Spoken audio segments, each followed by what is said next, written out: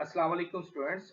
The outlines of our lecture is first of all we will discuss what is the partition matrices, the introduction to partition matrices. Number two, how can we add two block matrices? Similarly, the multiplication of a block partition matrices or sub matrices. Number four, triplets matrices. Number five, block triplets matrix. Then the definition of block upper triangular matrices. Number seven, block lower triangular matrices. And last but not the least, inverse of block upper triangular matrices. So students सबसे पहले introduction to partition matrices क्या है। Partition matrices को हम सब matrices भी कहते हैं और इसी तरह इसी पार्टीशन मैट्रिसेस को हम ब्लॉक्स भी कहते हैं। अब matrix can be partitioned subdivided into the sub matrices also called blocks in various way by inserting lines between selected rows and columns. Partition matrices appear often in modern applications of linear algebra because the notation simplifies many discussions and highlights the essential structures in matrix calculation. हम बहुत large matrices जिसका order m cross n की form में given होता है, हम उस large matrix को तोड़ सकते हैं, सब डिवाइड कर सकते हैं, जिसको हम पार्टीशन मैट्रिसेस कहते हैं। और इसी तरह ये पार्टीशन मैट्रिसेस ब्लॉक्स कहलाती हैं, जैसे कि मैंने पहले बताया। इन्हीं ब्लॉक्स को हम फिर सब मैट्रिसेस भी कहते हैं। एग्जाम्पल के तौर पे एक मैट्रिक्स है जिसका ऑर्डर हमारे पास थ्री क्रॉस सिक्स की फॉर्म में आ रहा है, जिसपे 3 रोज और 6 कॉलम्स आ रही हैं।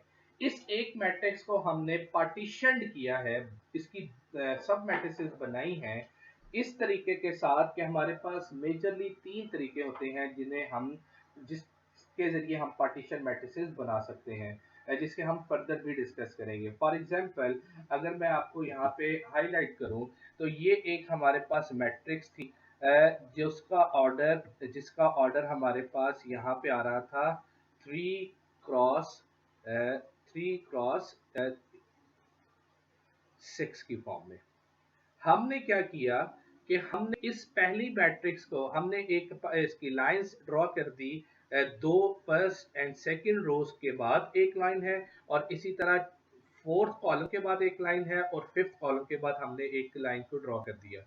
अब ये जो हमारे पास स्ट्रक्चर आ रहा है, ये जो हमारे पास मैट्रिक्स आ रही है, ये पोजीशन पे आएगी A11 की जगह पे। और A11 का जो ऑर्डर होगा यहाँ पे वो होगा two cross two cross four की फॉर्म में होगा। एंड सिमिलरली A12 जो हमारे पास है वो सिंपली 9 और -3 है, और ये 9 और -3 इसका जो ऑर्डर होगा ये 2 क्रॉस 1 होगा। और इसी तरह A13 जो हमारे पास आ रही है इसका ऑर्डर होगा 2 cross 1 as it is. Similarly हम फिर फाइंड आउट करेंगे A21, तो इसका ऑर्डर हमारे पास आएगा 1 क्रॉस 4। इसका ऑर्डर आएगा हमारे पास 1 क्रॉस 4। ये हमारे पास आ जाएगी A21।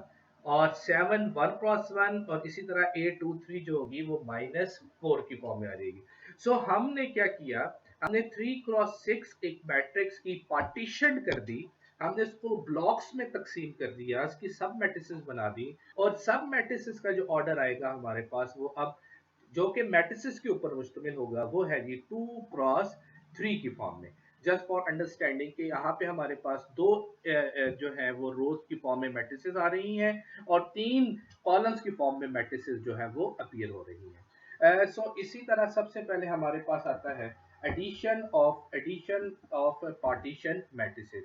Addition of partition matrices से पहले हमारे पास इस की पार्टीशन करने के कुछ रूल्स हैं, उनको हम डिस्कस कर लेते हैं।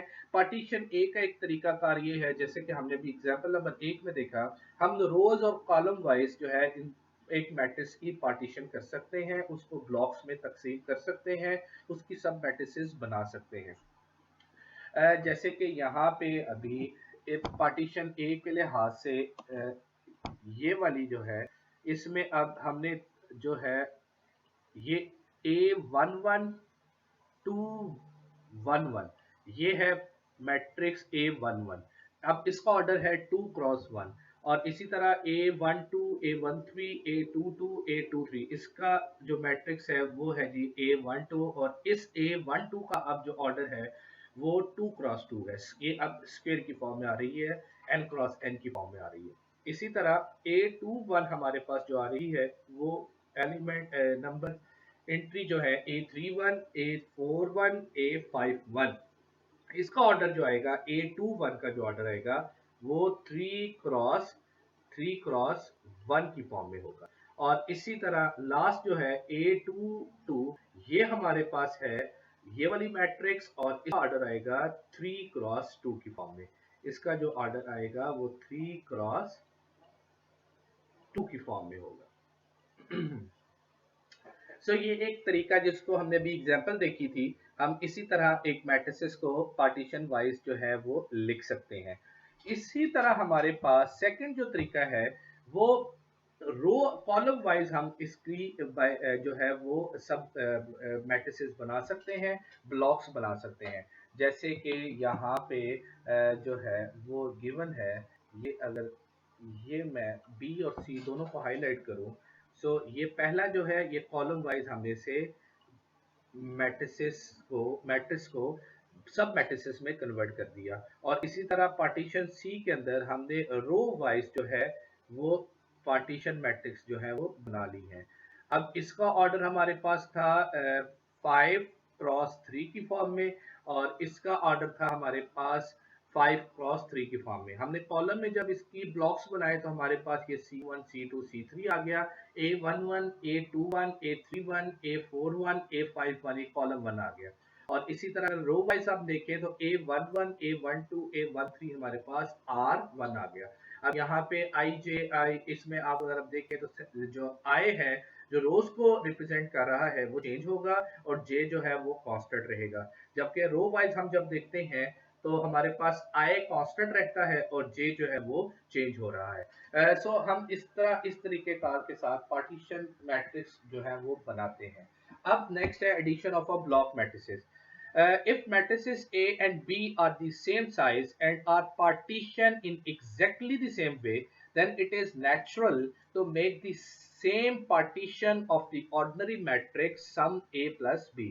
जैसे कि आप लोग हम पहले पढ़ चुके हैं, हमारे पास अगर सेम ऑर्डर की मैट्रिसेस होंगी तो हम उनको ऐड कर सकते हैं, और जिसका A प्लस बी हमारे पास एक सब मैट्रिसेस की फॉर्म में, पार्टीशन मैट्रिसेस की फॉर्म में A11 A12 A21 A22 आ रही है। और इसी तरह बी को हमने एक और मैट्रिसेस की पार्टीशन की जो B11 B12 B21 B22 की फॉर्म में आ रही है। सो इसको अब अगर हमने ऐड करना है तो अब इसको हम इसका ऑर्डर चेक करें तो इसका ऑर्डर हमारे पास आ रहा है 2 क्रॉस 2 की फॉर्म में, और इसी तरह इसका ऑर्डर जो आ रहा है वो भी 2 क्रॉस 2 की फॉर्म में आ रहा है। सो A11 जो है वो ऐड होगा B11 के साथ, और इसी तरह A12 जो है वो ऐड होगा B12 के साथ, और A21 जो है वो ऐड होगा B21 के साथ, और लास्ट A22 ऐड होगा B22 के साथ। सो ये हमारे पास जो है वो addition of a partition matrix या addition of a block matrices जो है वो आ जाएंगे। Very important, how can we multiply the partition matrices?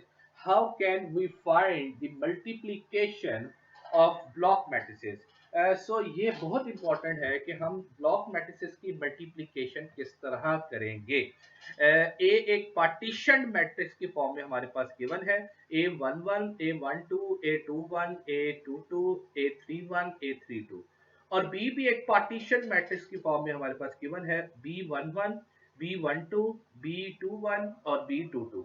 हमने इन दोनों को ए बी हमने फाइंड आउट करना है। याद रखिएगा कि हम ए बी फाइंड आउट कर रहे हैं, बी ए फाइंड आउट नहीं कर रहे। सो ए बी को फाइंड आउट करने के लिए मल्टीप्लिकेशन का जो हमारा बेसिक रूल था उसको अगर हम रिकॉल करें, सो मल्टीप्लिकेशन का बेसिक रूल हमारे पास क्या था कि ये ए एक मैट्रिक्स है, इस ए मैट्रिक्स का जो ऑर्डर आ रहा है वो 3 क्रॉस 2 की फॉर्म में आ रहा है।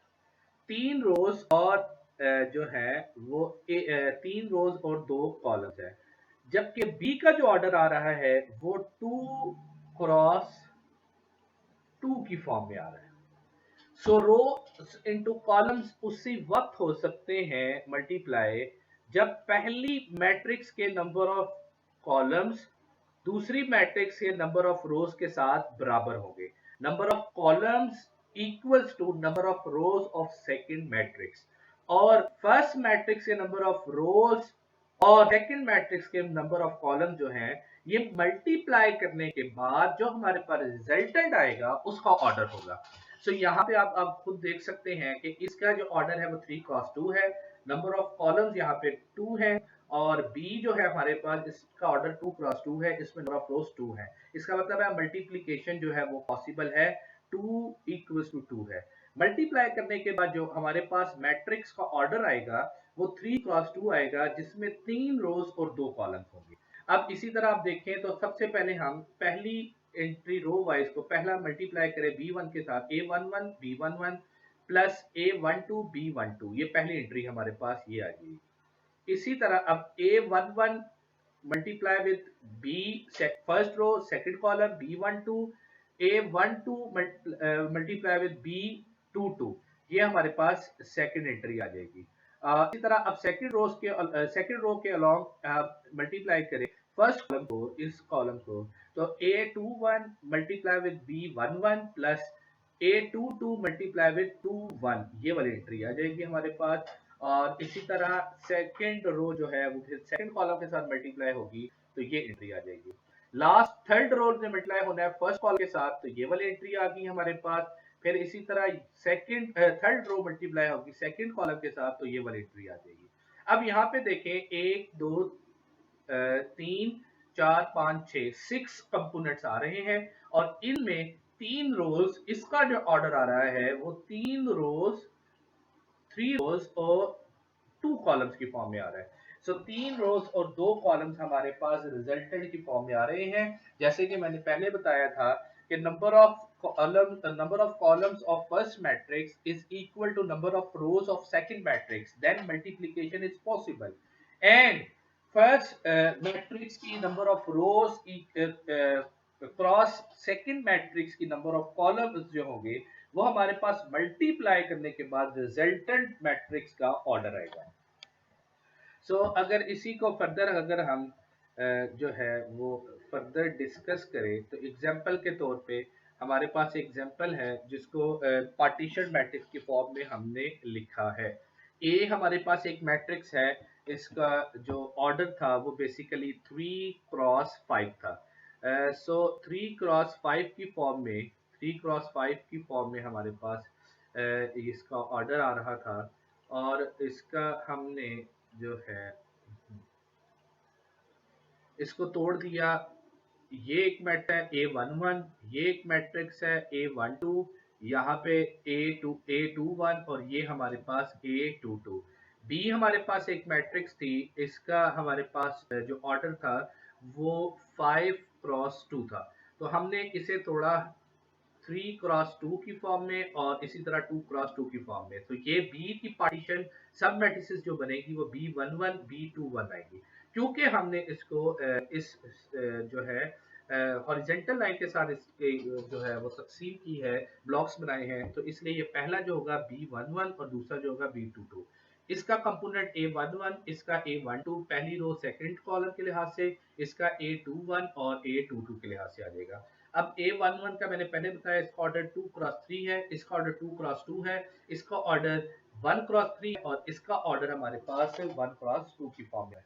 सो अब ये जो इसका हमारे पास जो ऑर्डर है वो 2 क्रॉस 2 की फॉर्म में है, इसका ऑर्डर जो है वो 2 क्रॉस 1 की फॉर्म में है। सो इसका मतलब है 2 इज इक्वल टू 2, ये मैट्रिसेस जो हैं इसके साथ मल्टीप्लाई हो सकती हैं, और उसके बाद जो रिजल्टेंट आएगा उसमें दो रोज और एक कॉलम होंगे। तो यही काम हमने यहाँ पे किया कि हमने इन दोनों को मल्टीप्लाई किया, तो हमारे पास जो एंट्रीज बनती हैं A11 B11 plus A12 B21, और इसी तरह A21 B11 plus A22 B21 की फॉर्म में आया। सो यहाँ पे दिस जो है फिर A11 इस पहले एंट्री को हमने फाइंड आउट किया A11 B11 plus A12 B21, सो इसको हम मल्टीप्लाई करें तो इसकी मल्टीप्लीकेशन को भी हम वेरीफाई कर सकते हैं। इसमें हमारे पास 2 क्रॉस 3 है और यहां पे हमारे पास इज इक्वल टू 3 क्रॉस 2 है। सो इसका मतलब है कि ये दोनों बराबर है, मल्टीप्लाई हो सकते हैं और मल्टीप्लाई करने के बाद जो रिजल्टेड आएगा वो इस ऑर्डर का होगा। तो यहाँ पे आप चेक कर सकते हैं कि 2 क्रॉस 2 है। मल्टीप्लीकेशन को हमने ब्रीफली क्लास में भी डिस्कस किया हुआ है। सो इसी तरह इसको मल्टीप्लाई करेंगे तो ये हमारे पास रिजल्टेड आ जाएगा। सो ये मल्टीप्लिकेशन हमारे पास है according to the matrices, partition matrices according to the sub matrices या जिसे हम ब्लॉक्स भी कहते हैं। इसी तरह नेक्स्ट हमारे पास है कि ये पार्टीशन मैट्रिसेस की जो एग्जांपल के तौर पे हम ए स्क्वायर को भी फाइंड आउट कर सकते हैं। हमारे पास इस तरह की एक मैट्रिक्स हो जिसका हमने ए स्क्वायर फाइंड आउट करना है। तो इसकी हम अगर इसकी डिवीजन करें, हम इसकी तकसीम करें, सब मैट्रिसेस बनाएं इस तमाम की तमाम की, तो ये हमने एक मैट्रिसेस जो इस फॉर्म में आ रही है, हमने इसका ऑर्डर है 3 क्रॉस 3, इसका ऑर्डर है 3 क्रॉस 2, इसका ऑर्डर है 2 क्रॉस 3, इसका ऑर्डर है 2 क्रॉस 2। सो हमने क्या किया, अब ये जो मैट्रिक्स बन रहा है इसको हम 2 आई, अगर 2 को कॉमन लिया जाए तो आइडेंटिटी रह जाता है। ये हमारे पास A32 मतलब 3 रोज 2 कॉलम है, तो इसलिए हमने A32 कह दिया। ये वाली जो हमारे पास आ रही है, यहाँ से अगर आपको मैं दोबारा बता दूं, ये सारी की सारी हमारे पास नल मैट्रिक्स है। तो हम इसमें 2 कॉलम और 3 रोज हैं, तो हमने O23 कह दिया। और लास्ट हमारे पास जो है इसी तरह 2 को कॉमन ले तो दोबारा हमारे पास आइडेंटिटी बन जाता है। तो हमने इसलिए इसे 2I2 कह दिया।